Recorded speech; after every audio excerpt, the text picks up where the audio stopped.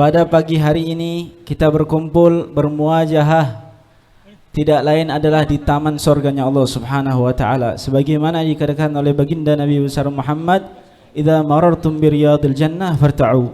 Jika kalian melewati taman-taman surga, maka mampirlah. Sahabat bertanya, "Apa itu taman surga ya Rasulullah?" Rasul sallallahu alaihi wasallam menjawab, "Hilaquz dzikir."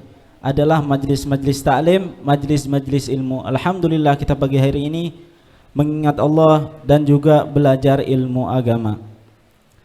Dan pada kesempatan kali ini Al-Faqir ingin kita akan mengkaji kitab Risalatul Jami'ah, yaitu kitab catatan yang komplit yang membahas dasar-dasar fiqih madhab Syafi'i.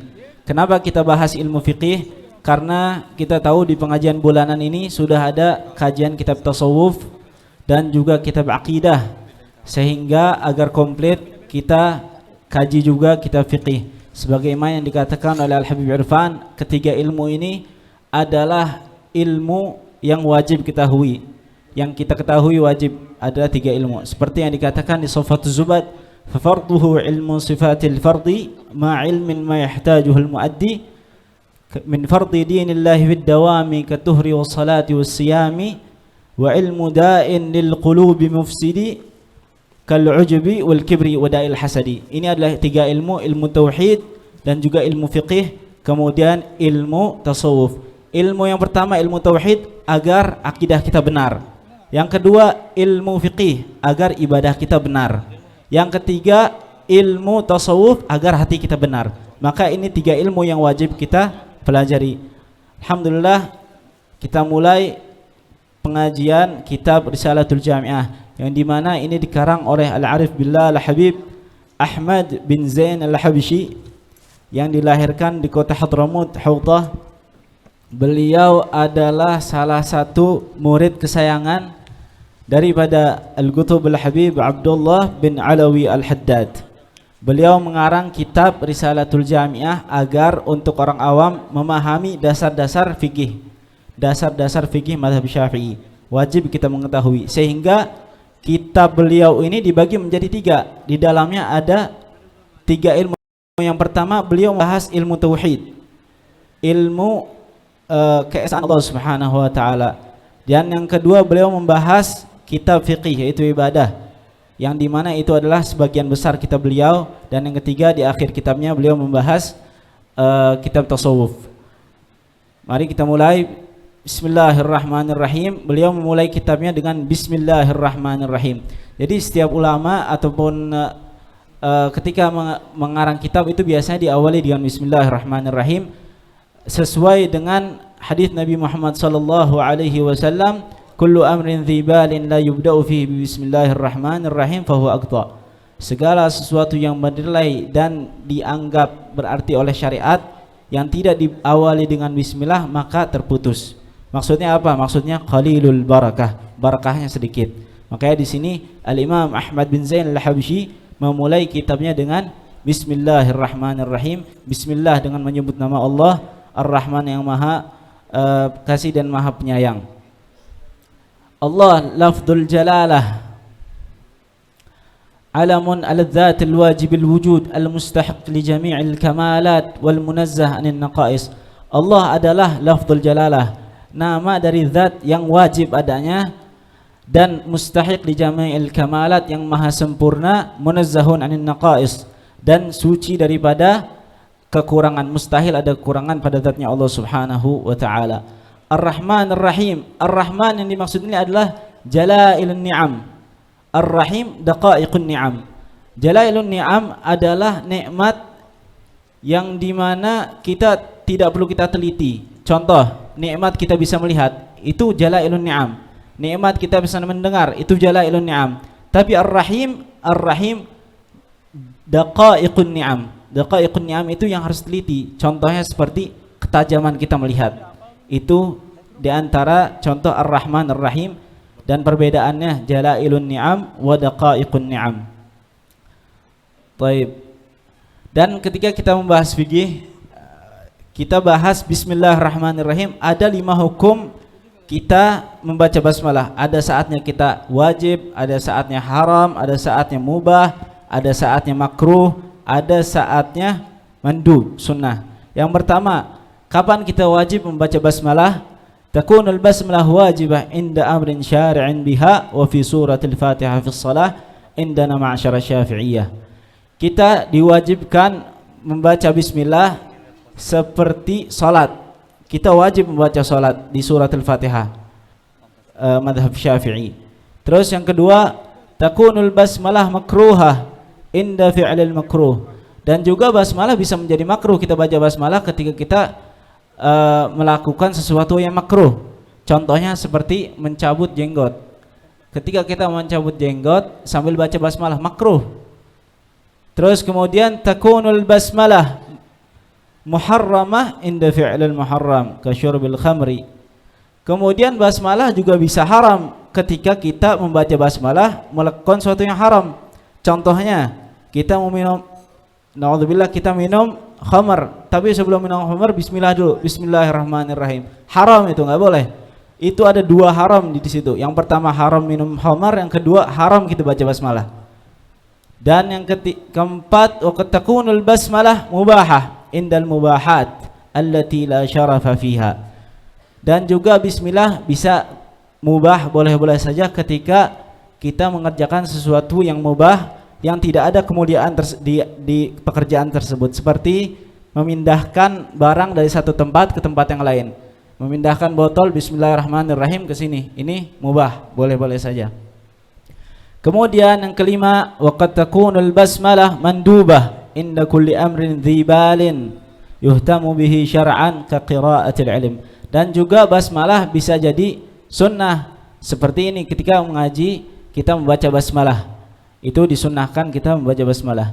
Tapi dengan syarat la budda an la yaj'al syari' mabda'an akhar. Disyaratkan kita ketika sunnah disunnahkan untuk membaca basmalah itu la yaj'al syari' mabda' akhar. Syariat tidak menyuruh kita untuk mengucapkan lafaz selain basmalah. Contoh seperti khutbah Jum'ah. Khutbah Jum'ah kita tidak disunnahkan baca bismillah. Tapi ketika khutbah Jumat kita disunnahkan alhamdulillahirabbil alamin. Itu khutbah Jumat. Begitu juga salat. Salat kita tidak sunnahkan baca bismillah awal. Kita salat itu diawali dengan takbir. Kalau ente awali dengan basmalah enggak sah salat ente. Makanya diawali dengan takbir, kemudian baru di Fatihah diawali dengan bismillah. Kemudian dilanjutkan. Jadi itu ringkasan hukum basmalah. Ada 5 hukum tadi, ada yang sunnah, wajib, makruh, mubah, haram. Itu ringkasan daripada hukum bismillah. Kemudian Al-Imam Ahmad bin Zain Al-Habsyi melanjutkan, alhamdulillahirabbil alamin. Segala puji bagi Allah Rabbul alamin, Tuhan alam semesta. Alamin ini adalah al-ins wal jin wal malaikah, manusia, jin dan malaikat. Jadi kalau kita belajar ilmu tauhid, ada alamin, ada alam. Alam itu kullu siwallah, kullu ma siwallah. Segala sesuatu selain Allah itu adalah alam. Tapi yang dimaksud di sini alamin adalah al-ins wal jin wal malaikah. Kemudian dilanjutkan hamdan yuafi ni'amahu wa yukafi'u mazidah. Hamdan, segala puji bagi Allah Subhanahu wa taala, Tuhan alam semesta. Hamdan, pujian, yuafi ni'amahu, yang menyamai nikmat-nikmatnya, wa yukafi'u mazidah, dan setara dengan tambahan nikmatnya yang selalu diberikan kepada kita. Kemudian hamdalah juga ada hukum-hukumnya. Kita membaca hamdalah ada hukumnya, ada tatkalanya wajib, ada mandub, ada haram. Nah, di antaranya walhamdi arba'atu ahkam, ada 4 hukum kita membaca hamdalah. Yang pertama al-wujub, kama fi khutbatul jum'ah. Kita diperintahkan ketika memulai khutbatul jum'ah membaca alhamdulillah, seperti itu. Itu yang wujub.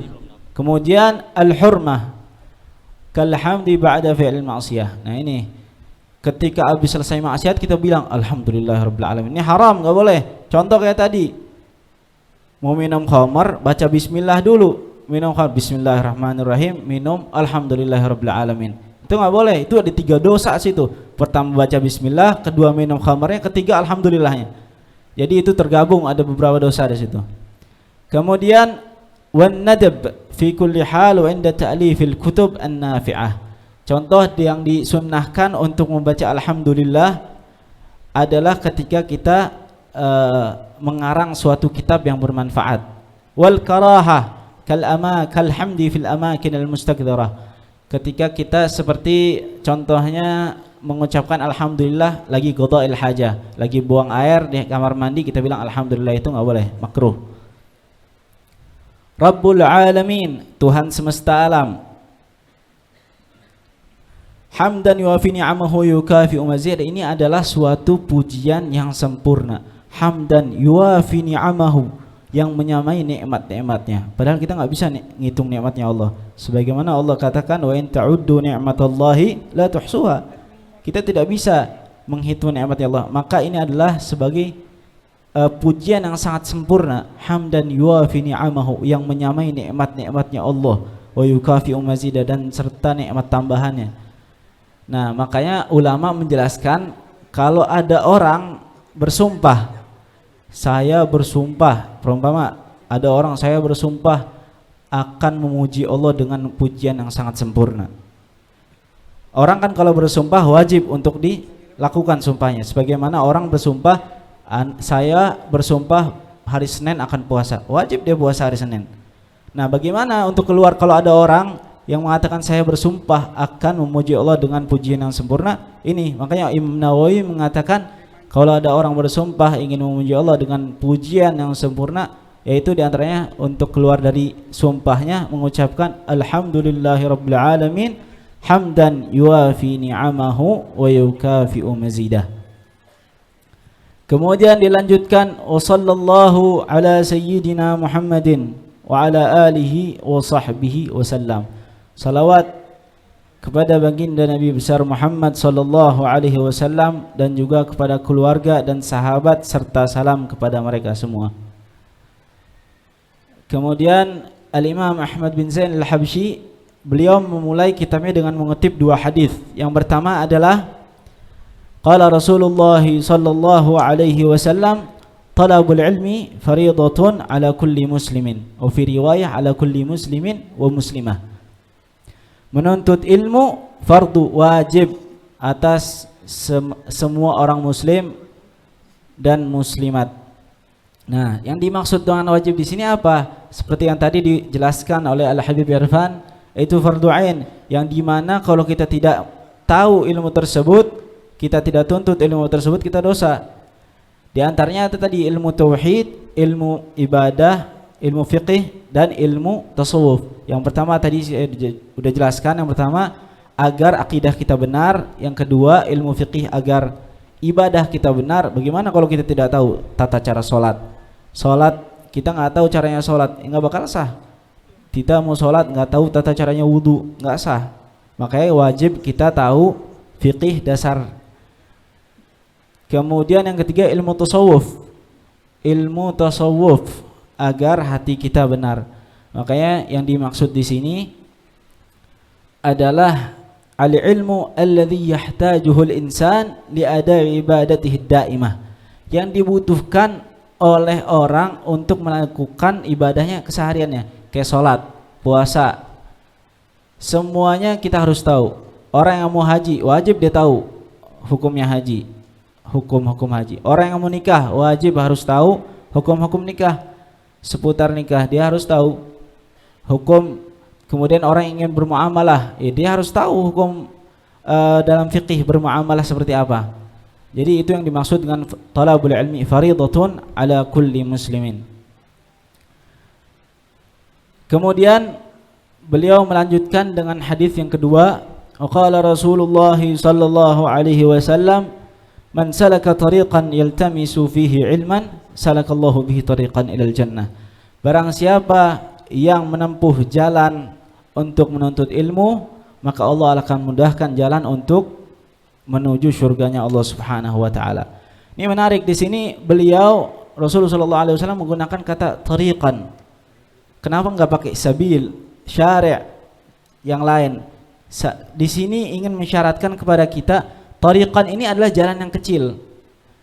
Man salaka tariqan, artinya di sini butuh perjuangan, perjuangan untuk menuntut ilmu, perjuangan untuk hadir majelis taklim, perjuangan untuk menimba ilmu agar kita paham. Nah, ini man salaka tariqan, makanya digunakan kata tariqan, bukan sabil ataupun syari'. Karena menuntut ilmu ini butuh perjuangan yang sangat besar. Dulu diceritakan pada zaman Al-Imam Ahmad ibn Hanbal, ada seorang laki-laki dari Maroko, dia mencari orang yang paling alim di zaman tersebut. Akhirnya sampai kepada beliau kabar ada orang yang paling alim di sana di Baghdad, namanya Ahmad ibn Hanbal. Kemudian beliau ini dari Maroko jalan ke Baghdad, ke Irak, mencari Al-Imam Ahmad ibn Hanbal.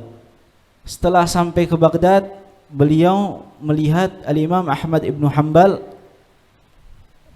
ketika itu sedang dizalimi oleh pemerintah setempat di situ, dilarang untuk mengajar, dilarang belajar mengajar pokoknya. Akhirnya si laki-laki ini menemui Al-Imam Ahmad ibn Hanbal. Imam Ahmad ibn Hanbal mengatakan kepada dia, kalau kamu benar-benar ingin belajar, kamu datang ke rumahku, tapi tanpa ada orang yang mencurigai. Jadi akhirnya apa yang dilakukan oleh laki tersebut? Dia setiap hari pura-pura jadi tukang sampah. Setiap hari pura-pura jadi tukang sampah ke rumahnya Al-Imam Ahmad ibn Hanbal hanya untuk bisa menuntut ilmu. Subhanallah, inilah perjuangan orang-orang dulu. Dan juga Imam Syafi'i. Al-Imam Syafi'i ini bukan orang yang kaya. Al-Imam Syafi'i orang yang miskin. Beliau lahir di jalur Gaza. Lahir 2 tahun kemudian safar ke Mekah. Diajak ke Mekah oleh bundanya, kemudian belajar dengan para ulama yang ada di Mekah. Kala itu ada Al-Imam Zinji. Beliau belajar sampai umur 15 tahun. Apa yang dikatakan oleh gurunya? Kamu sudah boleh berfatwa. Imam Syafi'i umur 15 tahun udah boleh berfatwa. Pertanyaannya, kita 15 tahun ngapain? 15 tahun kita ngapain? TikTokan, Instagram, apaan? Kita belum tahu prestasi kita apa 15 tahun. Imam Syafi'i 15 tahun udah boleh berfatwa. Fatwa ini derajat yang sangat tinggi, bukan seperti sekarang. Fatwa sekarang cuma modal punya kuota, punya HP, upload YouTube, bilang fatwa. Kalau zaman dulu fatwa itu martabat yang sangat tinggi. Itulah Imam Syafi'i, umur 15 tahun sudah boleh berfatwa. Inilah yang menjadi motivasi kita untuk selalu menuntut ilmu agar kita selalu semangat.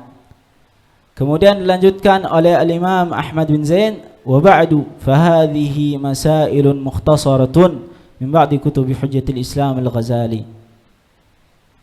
Ghaliban.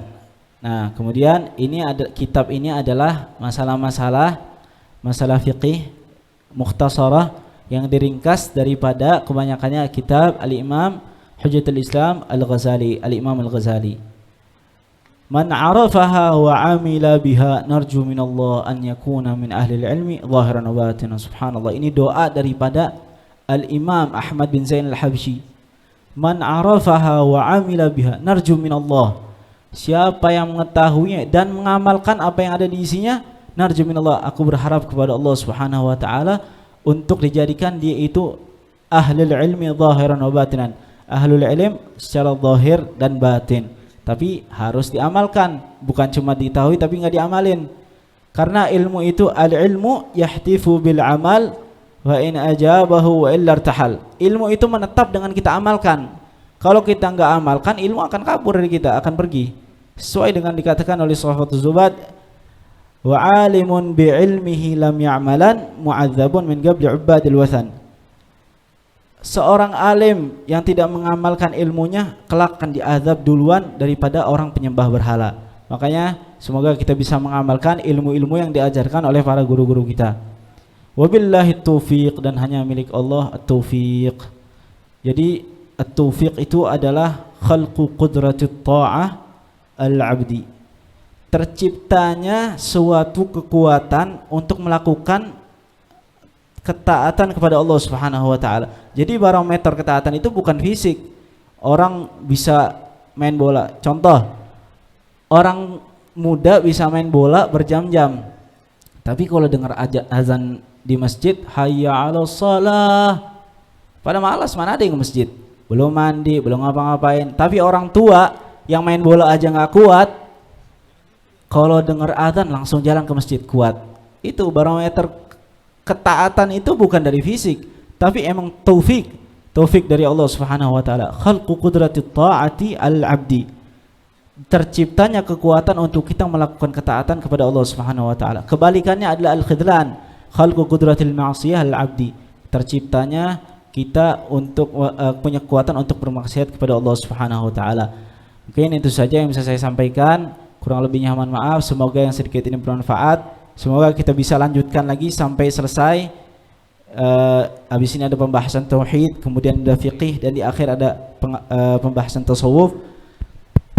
Mungkin yang sedikit ini bisa bermanfaat. Assalamualaikum warahmatullahi wabarakatuh.